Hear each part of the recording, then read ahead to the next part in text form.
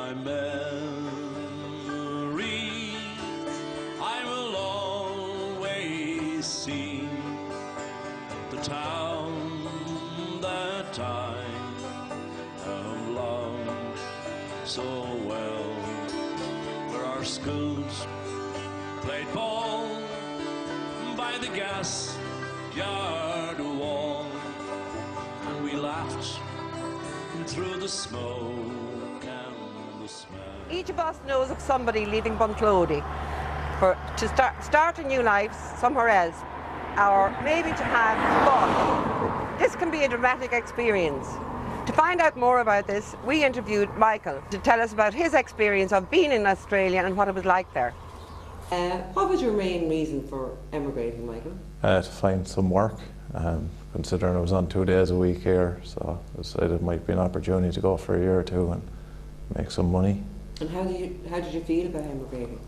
It wasn't ideal. I'd rather be here if I could get work than be out there. Right. Did you go on your own, or did you go with family members, or out to people that you knew in Australia already? I went with a brother, so I did. He's a carpenter as well, so he's... And it was Australia you went to, wasn't it? Yeah, Perth.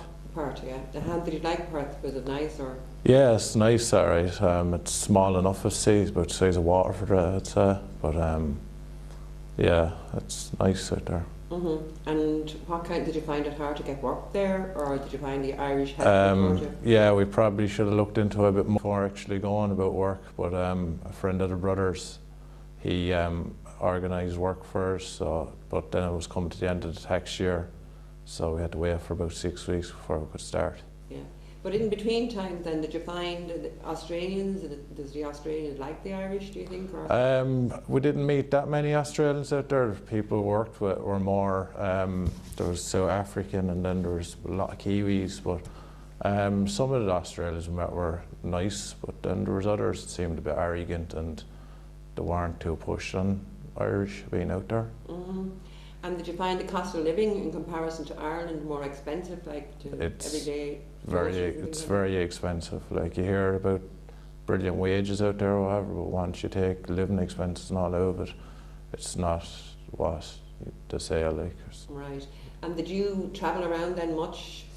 Did you stay in Perth? No, because I didn't really go to travel. I went to work, so if I went travelling, it would have cost, and what I would have made, I would have spent on travelling. So we kind of just stuck to Perth. All right. Yeah. And what other type of work did you do then? Did you? I was doing cabinet making for about 4 or 5 months, and then we went farming for about 3 months.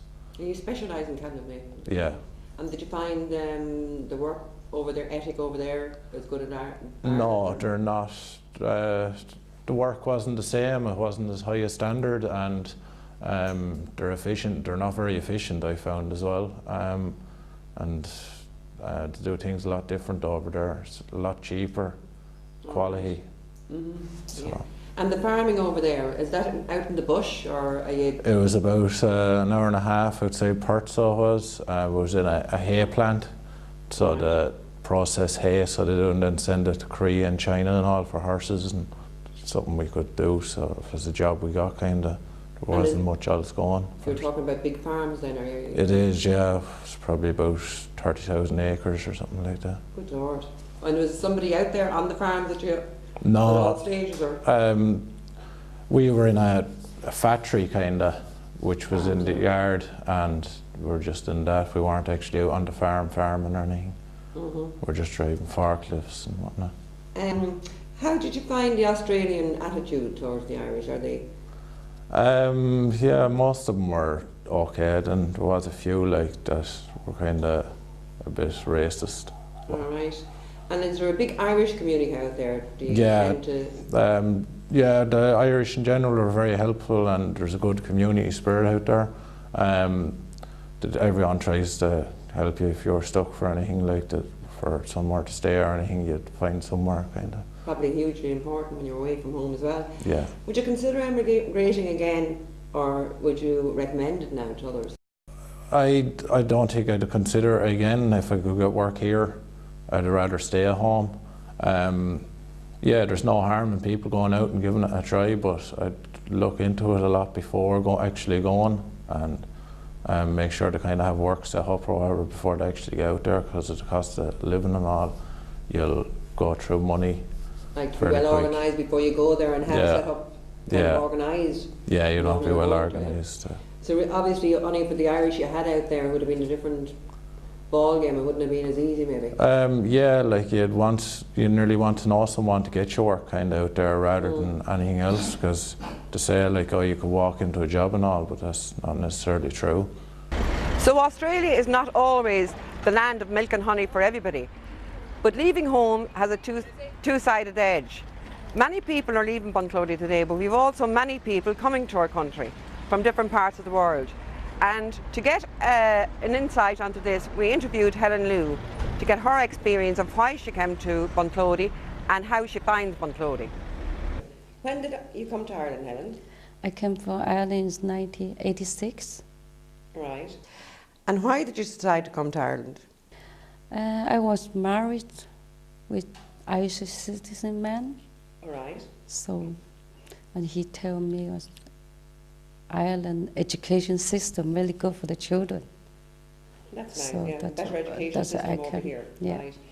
Could you speak English when you came here first of all? No, only a few words. Did you find that very difficult? Yes, very difficult for me. What kind of work have you done over your years in Ireland?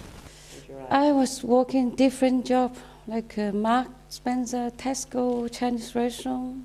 A variation of work, so. Yeah. Did you find the Irish people very welcoming? Yes. Do you see yourself living in Ireland and retiring here, or would you like to return to China at some point? I love stay here for my life.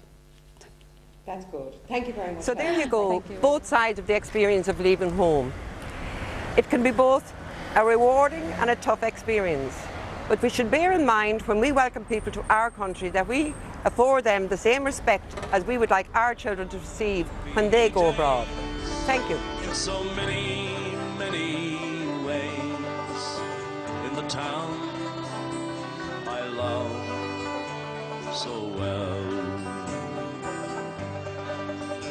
in the early morning, the shirt factory horn called women from Cregan, from Moore and the Paul, while the men on the door laid a mother's roll, fed the children